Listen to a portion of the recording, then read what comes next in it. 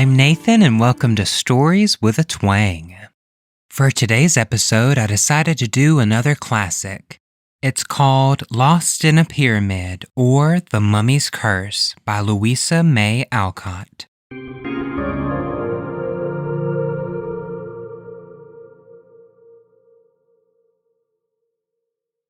"And what are these, Paul?" asked Evelyn, opening a tarnished gold box and examining its curious contents.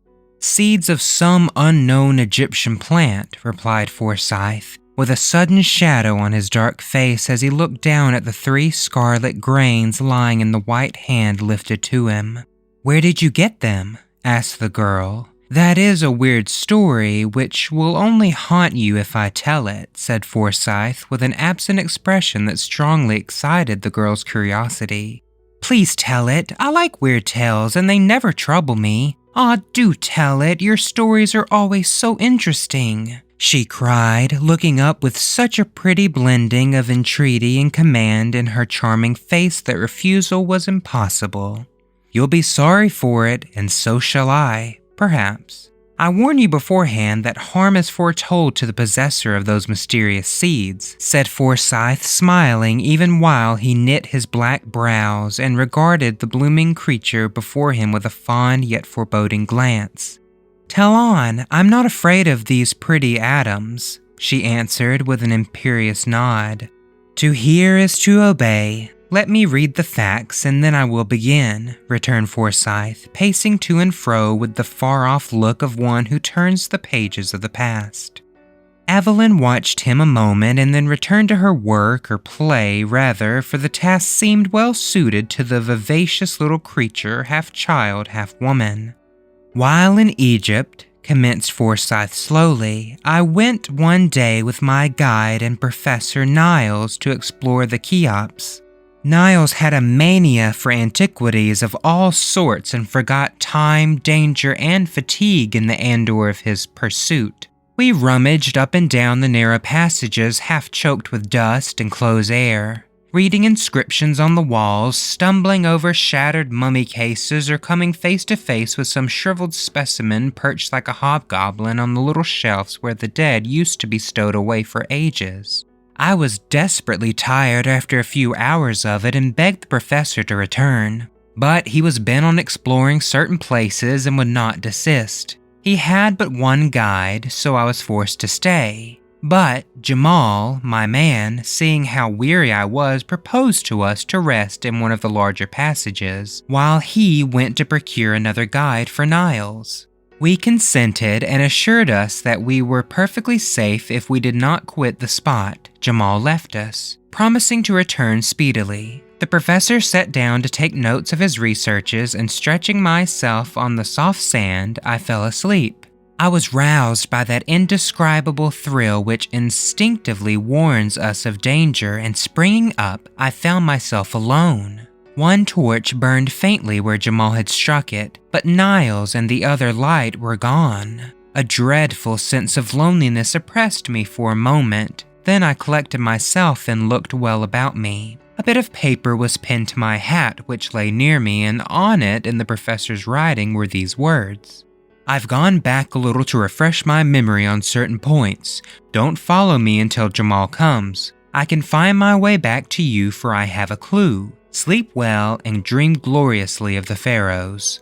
I laughed at first over the old enthusiast, then felt anxious, then restless, and finally resolved to follow him, for I discovered a strong cord fastened to a fallen stone, and knew that this was the clue he spoke of. Leaving a line for Jamal, I took my torch and retraced my steps, following the cord along the winding ways. I often shouted but received no reply, and pressed on, hoping at each turn to see the old man poring over some musty relic of antiquity. Suddenly the cord ended, and lowering my torch I saw that the footsteps had gone on.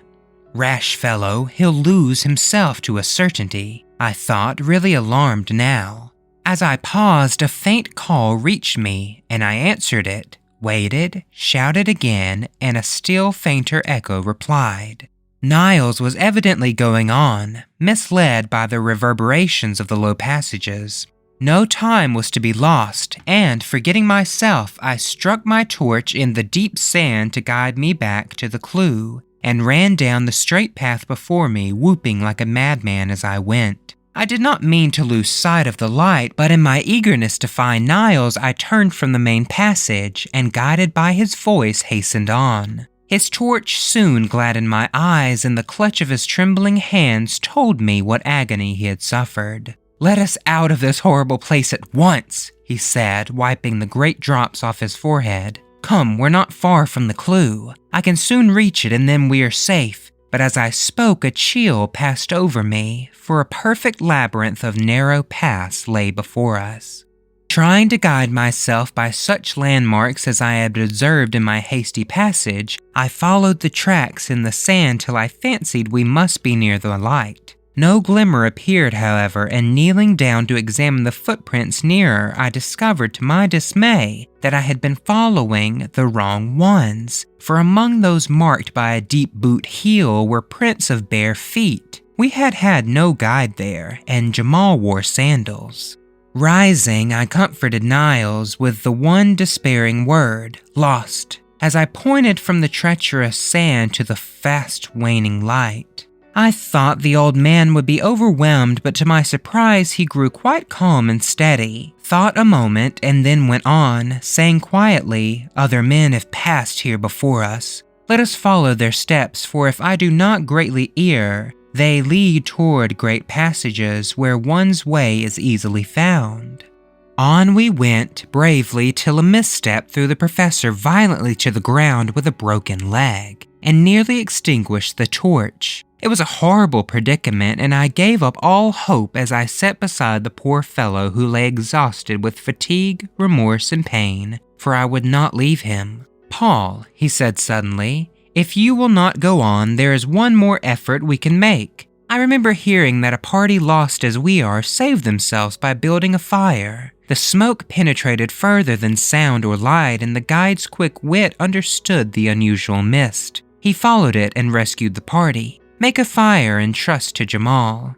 "A fire without wood?" I began, but he pointed to a shelf behind me, which had escaped me in the gloom, and on it I saw a slender mummy case. I understood him, for these dry cases which lie about in hundreds are freely used as firewood. Reaching up, I pulled it down, believing it to be empty, but as it fell, it burst open and out rolled a mummy. Accustomed as I was to such sights, it startled me a little, for danger had unstrung my nerves. Laying the little brown chrysalis aside, I smashed the case, lit the pile with my torch, and soon a light cloud of smoke drifted down the 3 passages, which diverged from the cell-like place we had paused.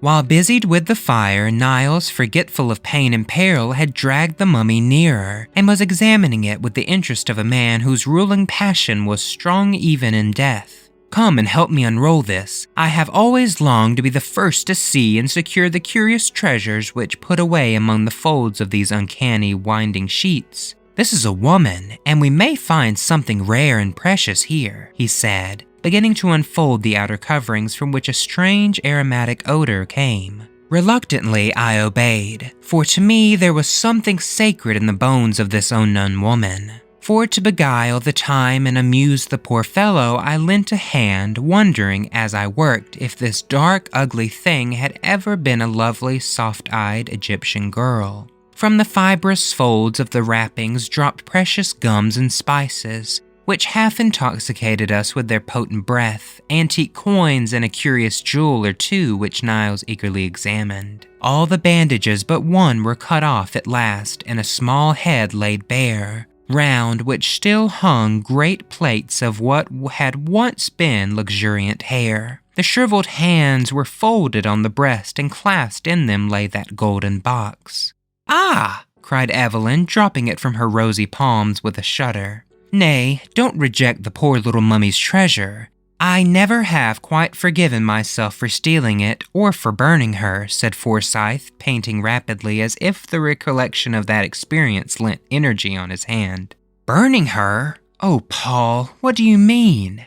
asked the girl, sitting up with a face full of excitement. "I'll tell you. While busied with Madame Lamami, our fire had burned low, for the dry case went like tinder. A faint, far-off sound made our hearts leap, and Niles cried out, "Pile on the wood! Jamal is tracking us! Don't let the smoke fail now or we are lost!" There was no more wood. The case was very small and it is all gone, I answered, tearing off such of my garments as would burn readily and piling them upon the embers. Niles did the same, but the light fabrics were quickly consumed and made no smoke. "Burn that," commanded the professor, pointing to the mummy. I hesitated a moment. Again came that faint echo of a horn. Life was dear to me. A few dry bones might save us, and I obeyed him in silence.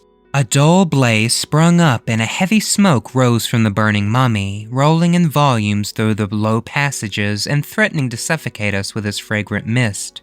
My brain grew dizzy, the light danced before my eyes. Strange phantoms seemed to people the air, and in the act of asking Niles why he gasped and looked so pale, I lost consciousness. Evelyn drew a long breath and put away the scented toys from her lap as if their odor oppressed her. Forsyth's swarthy face was all aglow with the excitement of his story, and his black eyes glittered as he added with a quick laugh, "That's all. Jamal found and got us out, and we both forswore pyramids for the rest of our days." "But the box, how came you to keep it?" asked Evelyn, eyeing it askance as it lay gleaming in a streak of sunshine. "Oh, I brought it away as a souvenir, and Niles kept the other trinkets." "But you said harm was foretold to the possessor of those scarlet seeds," persisted the girl, whose fancy was excited by the tale, and who fancied all was not told. Among his spoils, Niles found a bit of parchment which he deciphered as the inscription said that the mummy we had so ungallantly burned was that of a famous sorceress who bequeathed her curse to whomever should disturb her rest. Of course, I don't believe that curse has anything to do with it, but it's a fact that Niles never prospered from that day. He says it's because he has never recovered from the fall and fright, and I dare to say it is so. But I sometimes wonder if I am to share the curse, for I've a vein of superstition in me, and that poor little mummy hunts my dreams still.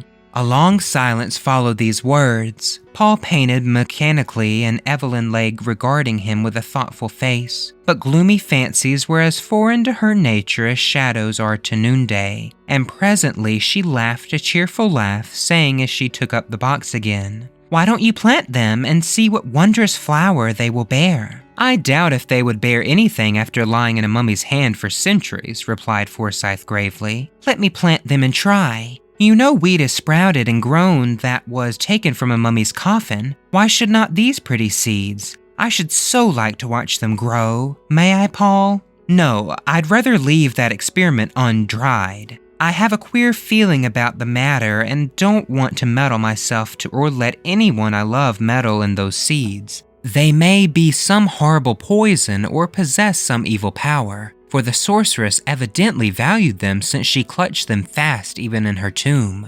"Now you are foolishly superstitious, and I laugh at you. Be generous, give me one seed just to learn if it will grow." "See, I'll pay for it," and Evelyn, who now stood beside him, dropped a kiss on his forehead, as she made her request with the most engaging air. But Forsyth would not yield. He smiled and returned the embrace with lover-like warmth, then flung the seeds into the fire and gave her back the golden box, saying tenderly, "My darling, I'll fill it with diamonds or bonbons if you please, but I will not let you play with that witch's spells. You've enough of your own, so forget the pretty seeds and see what a light of the harem I've made of you." Evelyn frowned and smiled, and presently the lovers were out in the spring sunshine, reveling in their own happy hopes, untroubled by one foreboding fear. Part 2. "I have a little surprise for you, love," said Forsyth as he greeted his cousin 3 months later on the morning of his wedding day. "And I have one for you," she answered, smiling faintly. "How pale you are and how thin you grow. All this bridal bustle is too much for you, Evelyn," he said with fond anxiety as he watched the strange pallor of her face and pressed the wasted little hand in his. "I am so tired," she said, and leaned her head wearily on her lover's breast. "Neither sleep, food, nor air gives me strength, and a curious mist seems to cloud my mind at times." Mama says it's the heat, but I shiver even in the sun, while at night I burn with fever. Paul, dear, I'm glad you are going to take me away to lead a quiet, happy life with you, but I'm afraid it will be a very short one. My fanciful little wife, you are tired and nervous with all this worry, but a few weeks of rest in the country will give us back our blooming Eve again. Have you no curiosity to learn my surprise? He asked to change her thoughts. The vacant look stealing over the girl's face gave place to one of interest, but as she listened, it seemed to require an effort to fix her mind on her lover's words. You remember the day we rummaged in the old cabinet? Yes? And a smile touched her lips for a moment. And how you wanted to plant those queer red seeds I stole from the mummy? I remember, and her eyes kindled with sudden fire.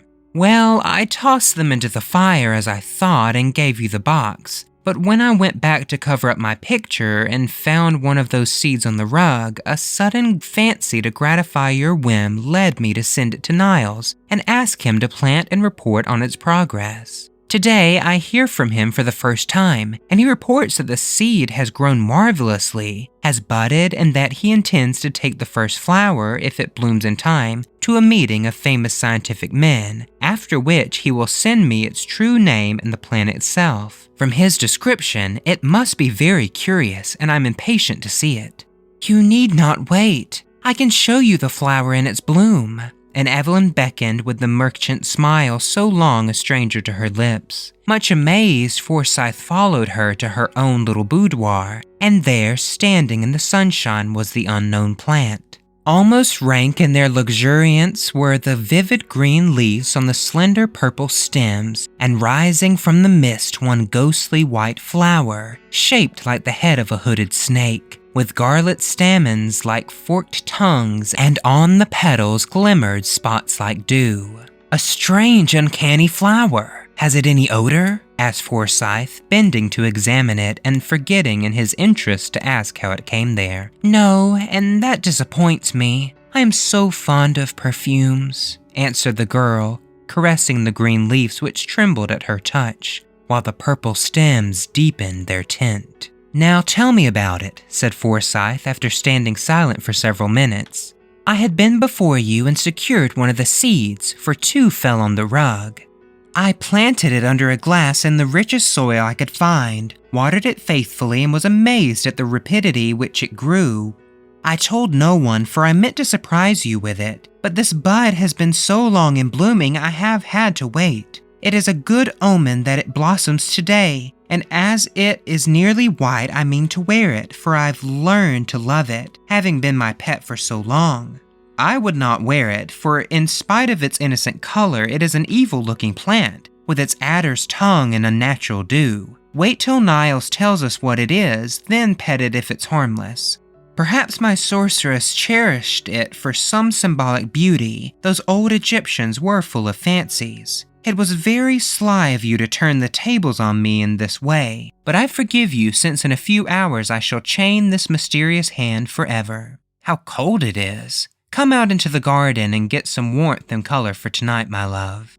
But when night came, no one could reproach the girl with her pallor, for she glowed like a pomegranate flower. Her eyes were full of fire, her lips scarlet, and all her old vivacity seemed to have returned. A more brilliant bride never blushed under a misty veil, and when her lover saw her, he was absolutely startled by the almost unearthly beauty which transformed the pale, languid creature of the morning into this radiant woman. They were married, and if love, many blessings, and all good gifts lavishly showered upon them could make them happy, then this young pair were truly blessed. But even in the rapture of the moment that made her his, Forsyth observed how icy cold was the little hand he held, how feverish the deep color on the soft cheek he kissed, and what a strange fire burned in the tender eyes that looked so wistfully at him. Blithe and beautiful as a spirit, the smiling bride played her part in all the festivities of that long evening.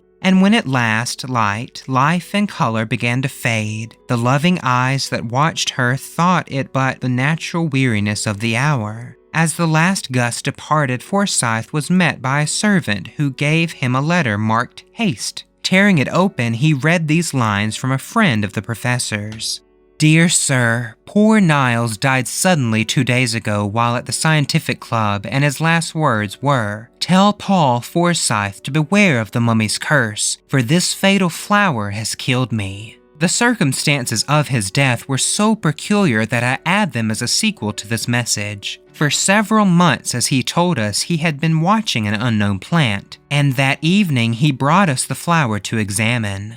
Other matters of interest absorbed us till a late hour, and the plant was forgotten. The professor wore it in his buttonhole, a strange white serpent head and blossom with pale glittering spots, which slowly changed to a glittering scarlet, till the leaves looked as if sprinkled with blood. It was observed that instead of the pallor and feebleness which had recently come over him, that the professor was unusually animated, and seemed in an almost unnatural state of high spirits. Near the close of the meeting, in the midst of a lively discussion, he suddenly dropped as if smitten with apoplexy. He was conveyed home insensible, and after one lucid interval in which he gave me the message I have recorded above, he died in great agony, raving of mummies, pyramids, serpents, and some fatal curse which had fallen upon him. After his death, livid scarlet spots like those on the flower appeared upon his skin, and he shriveled like a withered leaf. At my desire, the mysterious plant was examined and pronounced by the best authority one of the most deadly poisons known to the Egyptian sorceresses. The plant slowly absorbed the vitality of whoever cultivates it, and the blossom, worn for 2 or 3 hours, produces either madness or death. Down dropped the paper from Forsyth's hand. He read no further, but hurried back into the room where he had left his young wife. As if worn out with fatigue, she had thrown herself upon a couch and lay there motionless, her face half hidden by the light folds of the veil, which had blown over it. "Evelyn, my dearest, wake up and answer me. Did you wear that strange flower today?" whispered Forsyth, putting the misty screen away. There was no need for her to answer, for there, gleaming spectrally on her bosom, was the evil blossom, its white petals spotted now with flecks of scarlet, vivid as drops of newly spilt blood. But the unhappy bridegroom scarcely saw it, for the face above it appalled him by its utter vacancy. Drawn and pallid as if some wasting malady, the young face so lovely just an hour ago lay before him aged and blighted by the baleful influence of the plant which had drank her life. No recognition in the eyes, no words upon the lips, no motion of the hand, only the faint breath, the fluttering pulse, and wide-opened eyes betrayed that she was alive. Alas for the young wife! The superstitious fear at which she had smiled had proved true. The curse that had bided its time for ages was fulfilled at last, and her own hand wrecked her happiness forever. Death in life was her doom, and for years Forsyth secluded himself to tend with pathetic devotion the pale ghost who never by word or look could thank him for the love that outlived even such a fate as this.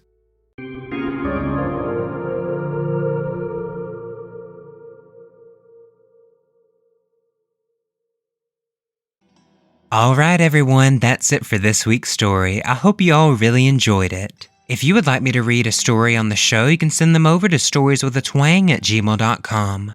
The show is on Facebook, Instagram, and YouTube at Stories with a Twang Podcast. It would mean an awful lot if you could rate and review the show wherever you listen, and don't forget to share with your friends and family. It could really help the show grow. I hope you all have a wonderful week, and until next time, remember that a little twang goes a long way.